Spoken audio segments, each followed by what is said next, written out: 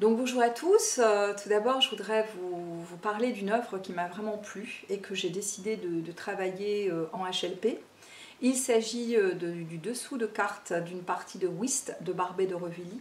Alors pourquoi cet auteur? Tout d'abord parce que c'est un auteur que j'ai beaucoup aimé, que j'ai beaucoup apprécié étudiante, adolescente, et j'avais envie de le faire découvrir à mes élèves. Alors l'univers de Barbey est un univers clos, un univers énigmatique, fantastique, où on va s'interroger sur des personnalités dérangeantes, hors normes. Alors, ce sont toujours des personnages dandy, froids, impassibles. Et dans notre nouvelle, donc le dessous de carte du parti de Whist, on va retrouver justement ces personnages intrigants, ces personnages, enfin en tout cas séduisants d'une certaine façon, fascinants dans leur capacité à faire le mal. Donc il s'agit de Marmore de Carcoel et de la comtesse de Stasville.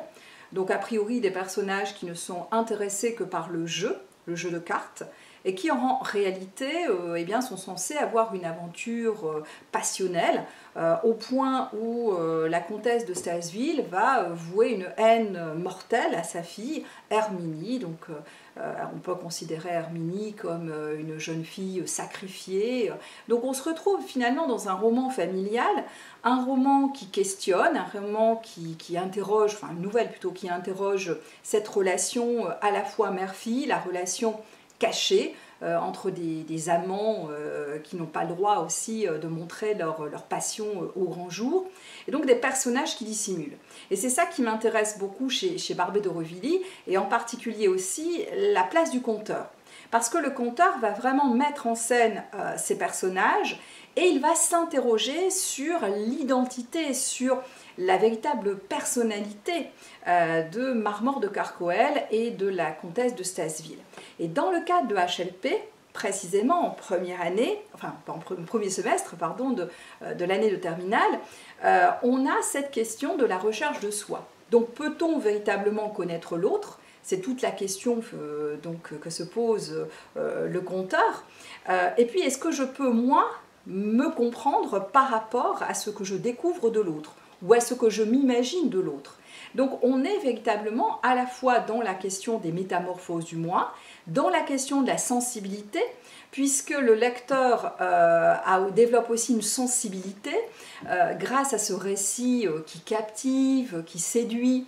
C'est vrai qu'il est parfois dérangeant, hein, Barbey d'Aurevilly, puisque c'est une série de récits enchâssés, il nous mène un petit peu sur des fausses pistes, et à la fin, c'est vrai qu'il y a cet échange assez extraordinaire entre le chevalier de Tarcy et donc le narrateur sur finalement qu'est-ce que je peux vraiment savoir de l'autre, de la vie des autres. Et pour Barbey d'Aurevilly, n'oublions pas, c'est un auteur chrétien, catholique, qui peut considérer que seul Dieu peut véritablement connaître la vérité. Le diable existe pour Barbey d'Aurevilly, donc on a une morale chrétienne, et c'est vrai que c'est un auteur sulfureux. Donc on ne pourra pas faire d'amalgame bien sûr entre le 19e siècle, le 20e siècle, mais des passerelles sont quand même possibles. Par exemple, la comtesse de Stasville, c'est une femme qui est particulièrement froide, impassible, qui ne montre pas ses sentiments. Donc on a une certaine tension chez ce personnage que l'on considère comme ayant un sang blanc, enfin de sang blanc, de sang froid, et toute une énigme donc, va se construire autour de ce personnage.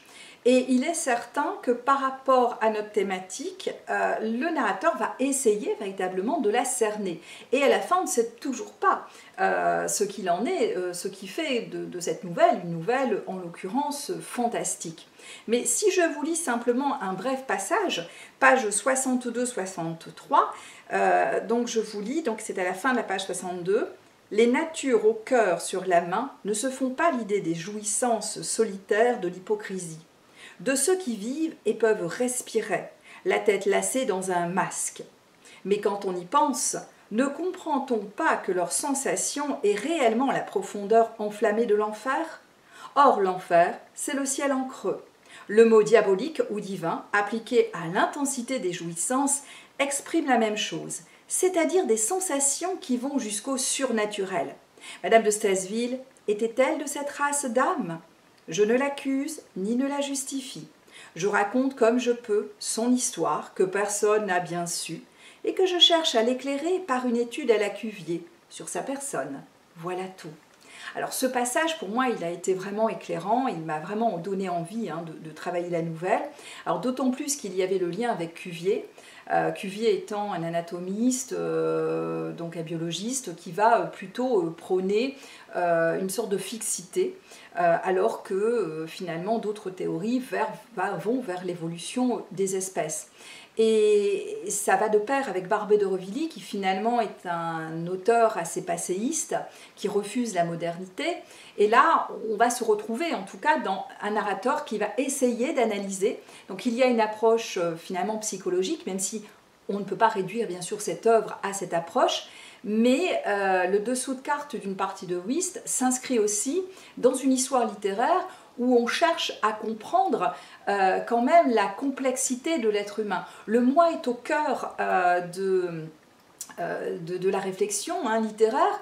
Quand je dis le moi, je dis également l'autre, ou en tout cas, dans un effet de miroir, en tout cas, on peut s'interroger vraiment sur la place de l'autre.